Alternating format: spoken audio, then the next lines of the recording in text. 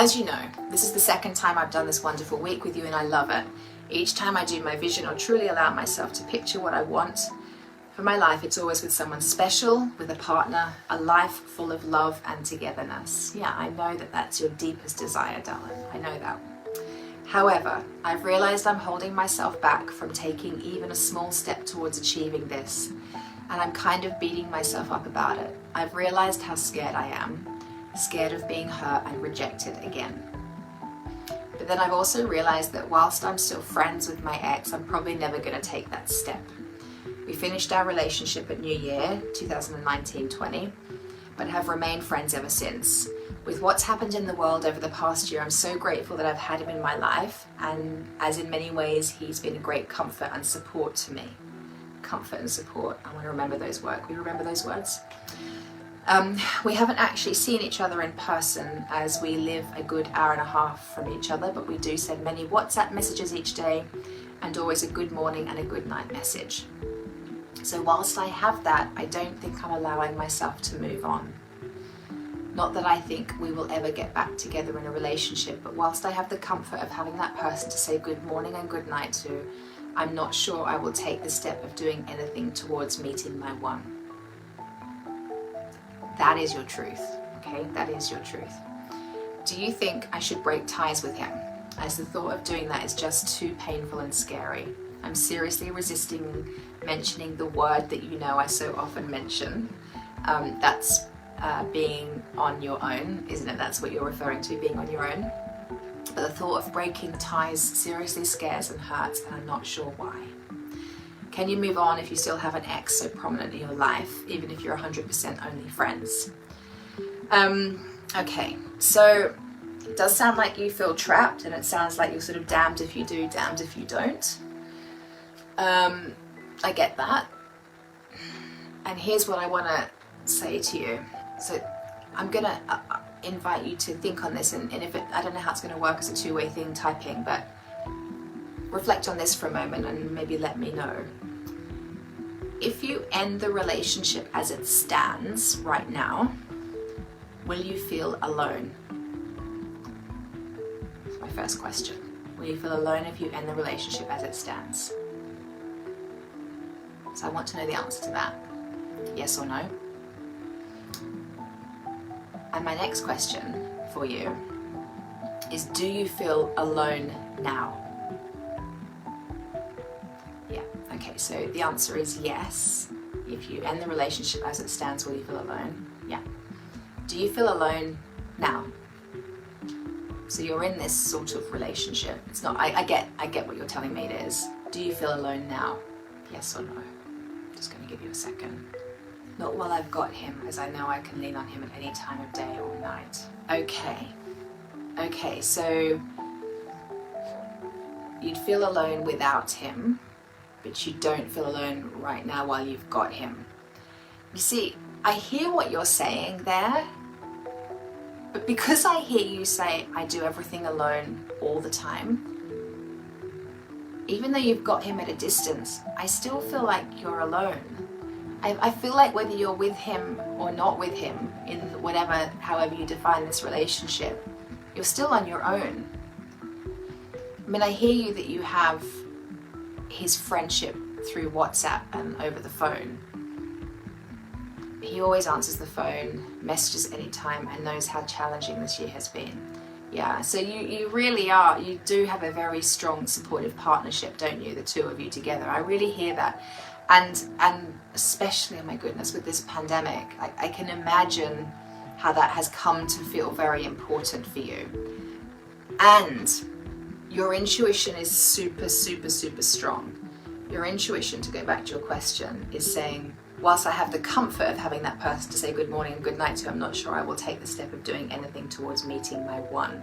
Yeah, Amber saying his support is great, but he's blocking you moving forwards. And you know that, Helen, right? You know that. You know what you need to do. I am not here to tell you, but you know. And what I'm hearing you say is that you're scared to let him go. Yeah, you're scared to let him go, even though your gut is saying, I need to let him go in order to call somebody else in. I need to let him go in order to do what I need to do to call someone else in, which might even be the healing work. I have a feeling around that for you, that while he's there, it's a distraction. You don't really have to go there with the work that you know is required to take you into a very healthy, empowered, loving relationship. And in fact, you said as a bit of a PS, you know, you mentioned that it was a 3-year relationship with him, but you're only physical for the first 6 months. Now, I don't know what that's about, but there's something there that doesn't sound quite aligned for a healthy, empowered relationship. Yeah, to not be physical for 2.5 years of it. So I'm going to ask you to do a little bit of homework on the back of this call. And I want you to check out the fear stories, because it's fear that's stopping you from moving forward and staying in your comfort zone of, you know, connection with him. One of your fear stories, having read your note, is if I cut ties, it will be scary. Yeah? If I cut ties, it will be scary. So I want you to ask yourself, how does it feel when, this is the Byron Katie work, yeah? How does it feel when you believe, if I cut ties, it will be scary? How do you desire to feel instead? And what do you need to believe that will have you feel the desired feeling instead? So what else could be true? If you can't know 100% for sure with absolute certainty, if I cut ties, it will be scary, what else could be true? So I want you to explore what else could be true. Because while you believe if I cut ties it will be scary, you're staying stuck.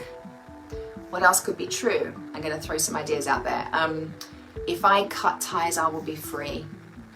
If I cut ties, I will feel proud of my courage. If I cut ties, I will be able to create the life I've been dreaming of. If I cut ties, I can stop saying I'm alone. If I cut, right, I could go on and on. The other fear story you have is, if I cut ties, it will hurt. It's a really powerful story, right? Like, who wants to get hurt? How does it make you feel when you believe, if I cut ties, it will hurt? How do you desire to feel instead? What do you need to believe to feel the other desired feeling? What else could be true? So what else could be true? If I cut ties, it will hurt. If I cut ties, what else could be true? I'll feel liberated. If I cut ties, I will feel, I will step into a more vibrant, exciting life, because, you know, you're creating your life. Do you know what I mean? So start exploring what else could be true, because you're so attached to the fear-based thinking, the fear-based stories, you're never gonna cut the cord on that relationship. And it doesn't mean you never, you know, it doesn't have to be a nasty ending. It's obviously there's going to need to be a clearing conversation with him, but I'm wondering in the clearing conversation that you might instigate with him, if there's a way of creating this relationship in a new way between you that sets you both free. Because he's not free either. Yeah, he's not free to move on and live his life. And potentially, we've talked about this through the week, you're enabling him to stay stuck. You're enabling him to ignore the work that he needs to do, the healing he needs to do to be able to move on. And he's enabling you. So maybe through a clearing conversation where you speak the truth of your heart, and the truth of your heart has told us today, I know that while I'm in the type of relationship with him that I'm in, I'm not free to move on, to do the work that I need to do. So he knows you feel this way. Okay, so so you're available to stay stuck though. Okay, so he's happy for you to enable him. You've had the conversation. He's super happy for you to keep enabling him. He's super happy to keep enabling you. It's going to take a ton of courage for you to step forward and change the dynamics of this relationship so that it can free you. As I was saying earlier, there's potentially a huge secondary gain coming through here as well. So I want you to explore, what are you getting from staying in this relationship? What are you getting from it? We know you're getting to feel, I highlighted those words earlier when I was saying it. Was it safe and supported, or what were those words that I wanted to remember? Comfort and support. That's what you're getting. You're getting comfort and support from staying in that relationship. So I wonder how you could create comfort and support for yourself outside of that relationship. What might that look like? What do you have to step up in your life to create comfort and support for yourself, so you're not leaning on him or looking outside of yourself to him to getting that? If you desire to feel comfort and support in a relationship, you have to be able to do that for yourself. To then call in the healthy vibrational match of someone that can provide comfort and support for you, not in a codependent way. This is a codependent relationship you've got going on, which he's clearly not willing to give up. It's super comfortable for him. It's clearly not super comfortable for you because you brought this up.